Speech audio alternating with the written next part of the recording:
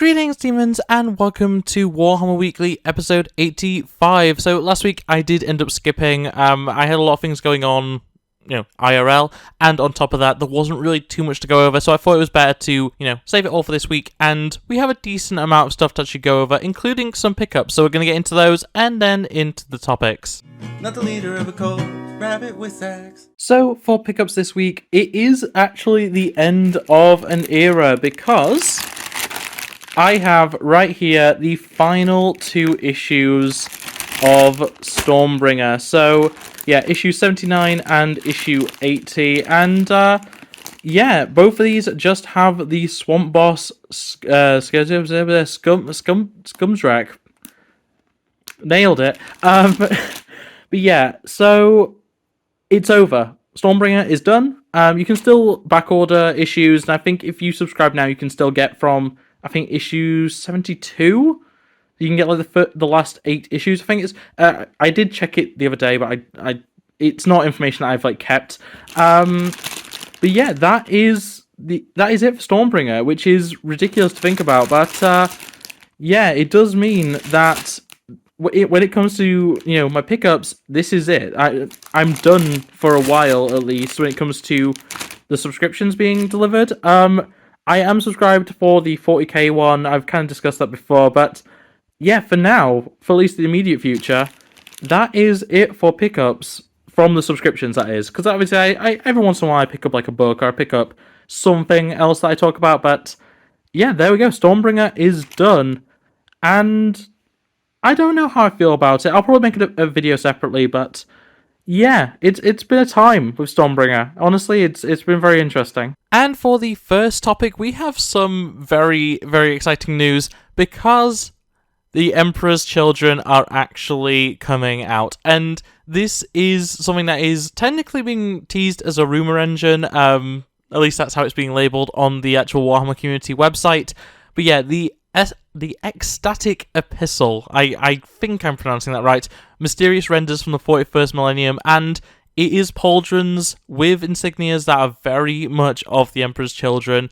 It's great to see that they are actually, saying for a fact, yes, we are working on them, they are coming, because it is something that, since 10th edition was announced, we've kind of assumed it was going to be the case that we're going to be getting Emperor's Children as their own faction, like, we've had with every other Chaos Space Marine faction as of recent.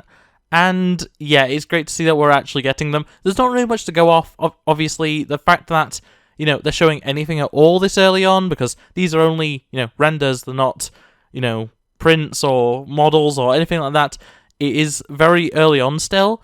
But yeah, it's very, very good to see that they are working on it, and I think it's big news for anyone that is a fan of Chaos.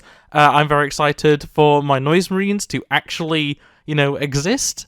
It's been a very long time of me having some pretty bad Noise Marines, and yeah, I'm glad that this is gonna probably bring about a new box of them, which is just great to think about. But yeah, there we go. That is what we have so far. It's very minimal, but I'm very excited. But moving over into Necromunda, we have a very interesting looking model, the Silberlant Sevos, the greatest whisper merchant of all. And yeah, this guy's interesting. It's very much kind of like, I don't even know really what to make of him, but it's a guy in a chair. He looks very comfy. This is what gamer chairs are in the 41st millennium. But yeah, he has a servo skull. He's just the various monitors and stuff. I'm not really too sure if his chair can move. It kind of looks like it has feet or legs of some kind, but I'd almost say this is a very stationary unit. Not really knowing too much about how this works, but yeah, it looks very interesting. It has a very Geiger aesthetic to it, like like an Aliens aesthetic to it, with the whole head attachment and stuff. And yeah, very interesting looking model. But yeah, it's cool. I like when Necromunda does something a little bit different, something that you wouldn't necessarily see from other portions of 40k. And yeah, this one's very, very cool indeed. But yeah, unfortunately, as with most Necromunda reveals, not really too many angles to go off, and by that I mean we have one image. But yeah, still looks really, really cool. And sticking with Necromunda, for another model reveal, we have the Servant of the Silent Ones, and this thing is horrific. It is for House Delaque, and it's some sort of robotic alien worm. The model is honestly excellent. Like, I'm not as big a fan of the actual model in general, but like the idea that it's like chewing up a human, there's an arm stuck out of its mouth and stuff. Very, very interesting design. And yeah, the fleshy bits combined with the armor plating, this is a very interesting model. I don't think it's anything that I'm overly interested in, but yeah, no, this is interesting. Like, we don't see stuff like this very often. It's very, once again, it's kind of Geiger-esque. Like, it's weird how much Necromunda actually pulls from that sort of visual, but yeah, it is such an interesting creature. It's, so mechanical, but then it does have these really, like, grotesque, fleshy, like, boiled areas, and it just, I don't know, there's something about this one that is very interesting to me. But yeah, once again, as before, Necromunda models, we only get one proper shot of them, so I don't really know what else to make of this one. But yeah, it looks interesting, looks very, very interesting, and this goes for both of the Necromunda models. They are obviously going to be in resin, which is pretty standard for Necromunda, but yeah, I think both of these look really good, and yeah, neither of them are really anything that I care for, but the fact that they exist at all is just really cool, because they are different. They are, they're something that you don't see very often, but yeah, very, very cool. But that is the Servant of the Silent Ones. And weirdly enough, we don't actually have anything for AOS, but we do actually have some old world reveals, one in particular, and that is for Burlock Damonson. So this is a dwarf character, and it is actually a recreation, or a remake, or whatever you want to say, of a very classic model. And yeah, this guy looks excellent. I like his gun. He has a little like a rangefinder sort of attachment to his helmet, which is kind of interesting. The hammer, or the warhammer, so to speak, with a rune on it is very cool. Generally, I've made it very clear, I like my steampunk dwarves. It's my preferred aesthetic when it comes to Warhammer dwarves. And yeah, this guy kind of fits that. Like, this could very easily fit into a lot of the different dwarven factions from across 40k. Put him on a round base rather than the square base, and suddenly he's, available for AOS, or you could probably modify him in some ways to be for 40k, for Necromunda more likely than not. But yeah, this guy looks very, very interesting. He's covered in tools and little knickknacks and stuff. I'm sure this guy's going to be a pain to paint, but honestly, I think it's probably worth it. He looks really nice. I like the I don't know whether it is traditionally the case, but the like German soldier helmet, the giant spike on top. There's probably other militaries throughout history that have used that style of helmet, but that's just what it makes me think of, like late 1800s, early 1900s German military helmets. Yeah, but yeah, very interesting model. I do quite like it. Very detailed. I'm sure it'd be a bit of a pain to paint, but honestly, not bad at all. I also quite like the fact that the screwdriver is going like through the beard. I just think that's a cool detail, but yeah, very cool model for Old World. It's been a little while since I've had anything for Old World, so yeah, good to see a brand new model, a recreated character, and yeah, there we go. And that brings us, as so many things do, to Middle-earth strategy battle game. I want to say battle strategy game every time. But yeah, we have 3 new characters actually this time. We have Shank, Rot, and the Snow Troll, and these are all for the White Mountains. And yeah, we have 2 Orc Scavengers, obviously, Shank and Rot. These guys look pretty cool. Shank specifically, I actually think looks really, really good. I've made it pretty clear in the past that I think that of all the Middle-earth factions, I think Orcs kind of look the best. They have the most interesting designs, to me personally. And yeah, these guys both have great designs overall. I like the weapon that Shank has, the like multi-point like blade. It's very interesting design. It's obviously more of a spear than a sword, but yeah, overall, like, these guys are great. Rot's like big belly and everything. Just, he's very squared off as well, which I think is interesting. Something you don't see too often with Games Workshop miniatures, but yeah, very, very cool guys. And then obviously the Snow Troll. This guy honestly could fit into so many scenarios for like D&D and stuff. it's generic enough, that if you don't properly know, Middle-earth in detail, like I don't, this fits in as just any snow troll or, whatever you want it to be, really. This is just a great monster that you can just throw into whatever scenario you want, and I do really enjoy stuff like that. The horns look great. The scaling on the skin it's gross in a way, like that I don't think we really see very often from this sort of stuff, but yeah, it looks awesome. And just the posing, like, this guy looks excellent. Like, it reminds me a lot, and this might, to some people, might not sound great, but it reminds me a lot of those like statuette figurines that you often find in toy shops. They oftentimes are a bit expensive for what they are, but like, it really reminds me of those. I see a lot of those that are like monsters and, golems and golems, should I say, not golem.